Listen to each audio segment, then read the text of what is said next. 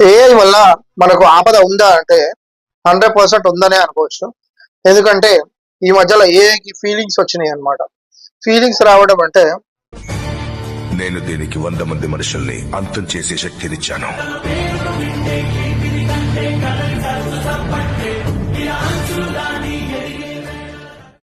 General గా మనకు ఒక 3 సంఘటనలు జరిగినాయి. ఈ 3 సంఘటనలు నేను ఒకసారి ఎక్స్ప్లెయిన్ చేస్తాను.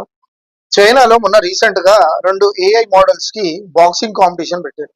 బాక్సింగ్ కాంపిటీషన్ పెట్టినప్పుడు ఫస్ట్ రౌండ్ లో 2 రోబోట్స్ ఏఐ రోబోట్స్ బాగానే కొట్లాడుకున్నాయి. తర్వాత రెండో రౌండ్ కి వచ్చేసరికి ఒక ఏఐ మోడల్ ఇంకో ఏఐ మోడల్ ని విపరీతంగా కొట్టింది.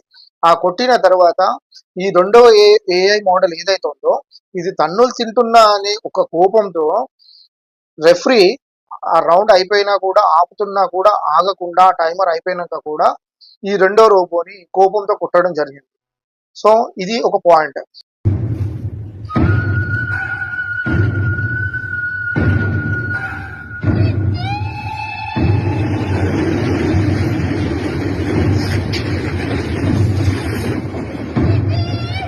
రెండో పాయింట్, ఒక ప్రముఖ కంపెనీలో ఒక రోబోకి ఒక చిన్న క్యాల్కులేషన్ మ్యాథ్స్ క్యాల్కులేషన్స్ చేసేసి దాని తర్వాత దానంతరం అదే షట్ డౌన్ అవ్వమని చెప్పేసి వీళ్ళు స్క్రిప్ట్ ఇస్తే ఈ ఏఐ మోడల్ ఏం చేసిందంటే ఆ 3 ప్రాబ్లమ్స్ ని సాల్వ్ చేసింది. దాని తర్వాత షట్ డౌన్ చేసే బదులు ఆ స్క్రిప్ట్ ని ఏదైతే దానికి ఉన్న కంట్రోలింగ్ పవర్ ద్వారా ఆ స్క్రిప్ట్ ని మళ్ళీ రీరైట్ చేసుకొని దానికి ఇష్టం వచ్చినట్టు అది రీరైట్ చేసుకుంది అనమాట.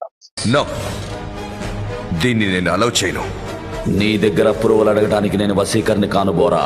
ఐఎమ్ చిట్టి. ఇది రెండోది. ఇంకొక మూడో సంఘటన ఒక దగ్గర జరిగింది ఏంటంటే ఇది చాలా ముఖ్యమైన సంఘటన. ఇది యూరోప్ లో జరిగింది. ఇది ఒక ప్రముఖ కంపెనీ క్లౌడ్ ఓపస్ 4 అని చెప్పేసి ఒక ఏఐ మోడల్ ని కనిపెట్టేసేసి ఈ ఏఐ మోడల్ ని ఒక ఎంప్లాయీ లాగా యాక్ట్ చేయమని చెప్పేసి ఒక సీట్ ఇచ్చి కూర్చోబెట్టారు. కూర్చోబెట్టిన తర్వాత ఇది మంచిగానే వర్క్ చేసింది. ఒక 2-3 డేస్ తర్వాత ఆ ఇంజనీర్ ఏమన్నాడంటే ఎవరైతే ఈ ఏఐ మోడల్ అక్కడ కూర్చోబెట్టారో నువ్వు నీ ప్లేస్ తో వేరే వాళ్ళని రీప్లేస్ చేస్తున్నాము, నువ్వు ఇంకా రేపటి నుంచి వచ్చే అవసరం లేదు అని చెప్పేసి ఒక మాట అనడం జరిగింది.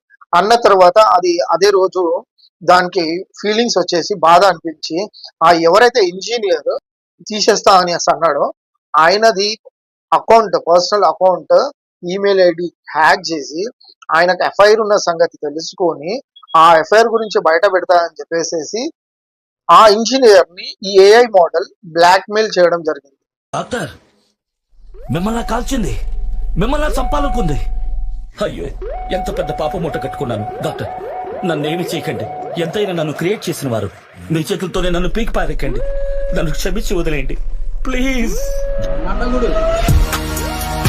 సో కాబట్టి ఏఐ ద్వారా మనకు ఆపద అయితే కంపల్సరీ ఉంది.